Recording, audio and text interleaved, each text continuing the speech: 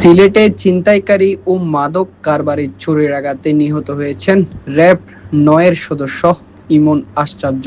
শুক্রবার ২২ মে দুপুরে সিলেট নগরীর তোপখানা এলাকায় দায়িত্ব পালনকালে এই মর্মান্তিক ঘটনা ঘটে। নিহত ইমন আশ্চার্য চট্টগ্রামের হাটহাজারী উপজেলার ধলই ইউনিয়নের বাসিন্দা ছিলেন। বর্তমানে তিনি র‍্যাব-৯ কর্মরত ছিলেন। পুলিশ সূত্রে জানা যায়, কিন ব্রিজ এলাকায় কয়েকজন চিহ্নিত মাদক কারবারি ও ছিনতাইকারীকে ধাওয়া করলে তারা পালিয়ে যায়। এ সময় আসাদুল আলম বাপ্পি নামে এক মাদক কারবারি পালানোর পথে ইমন আশ্চার্যের সামনে পড়ে। ইমন তাকে আটকানোর চেষ্টা করলে অভিযুক্ত তার বুকে ছুরির আঘাত করে।